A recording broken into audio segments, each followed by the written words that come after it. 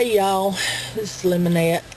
This is a response to Sari Cray and her video called Weird Food.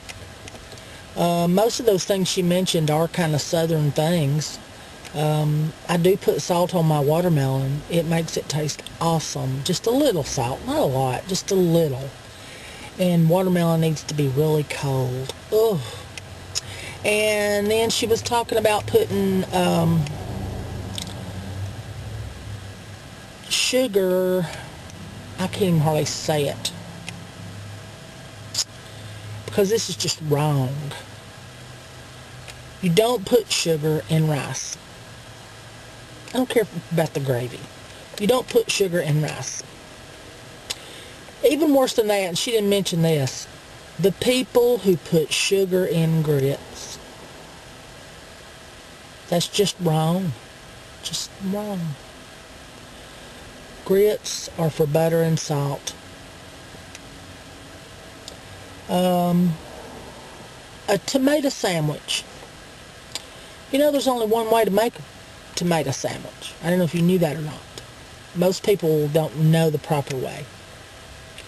You have to get a loaf of extremely fresh white bread. And I don't mean, you know, like a healthy whole grain white wheat. No, I'm talking about white bread, okay?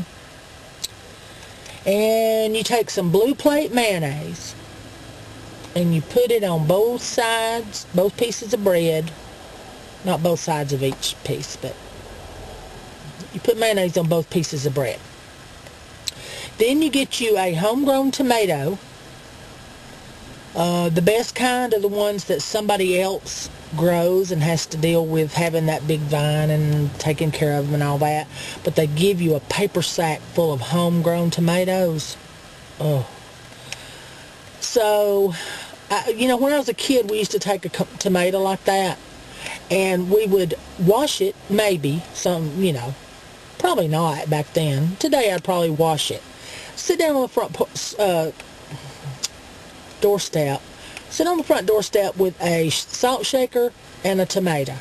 And we would sit there and eat that tomato like it was an apple. Warm tomatoes. Oh my God. Anyway. Homegrown tomato. You cut thick slices of homegrown tomato. You put it on that blue plate mayonnaise on the white bread. And you put a little salt on it. Not a lot. Little salt. And slap that bread together. Now that right there is what you call a tomato sandwich. And they're good. There's some count. At work, during the season, we have tomato sandwich lunches where we all get together and everybody brings tomatoes and one person will bring the bread and, you know, it's awesome. One of the best southern meals I know of is just a tomato sandwich if it's done right.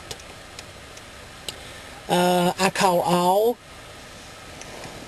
soft drinks Cokes. I don't care if it's a Sprite or A&W root beer. Don't make any difference to me. Of course, I don't touch root beer. Root beer is like pre-emulsion cough syrup. So I don't do root beer, but I still call it a Coke. I'll say, "You want a Coke? Well, what kind you want?"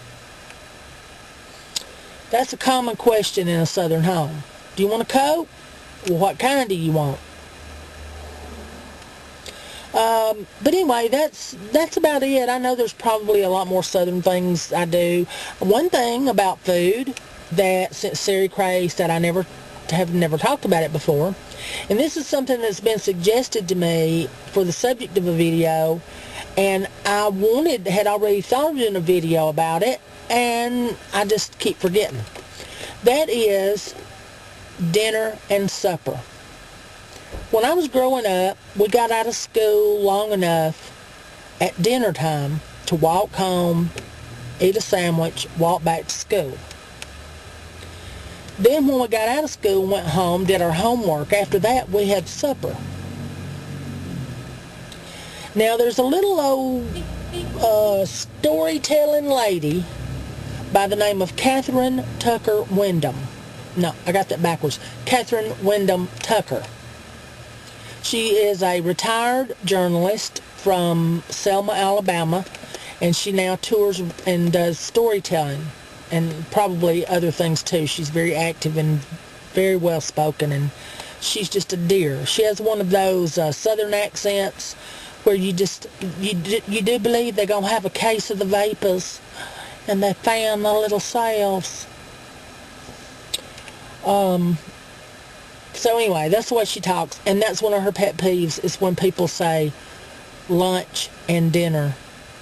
Dinner is at noon. That's what Catherine and I think anyway. So, how do you feel about it? Do you put sugar in your grits? Please don't tell me if you do. It's going to break my heart.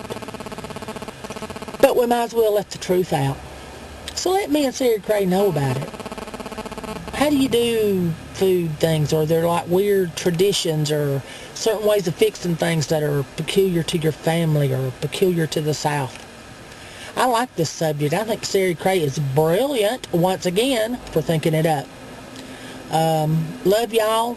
I'm going now, and take care.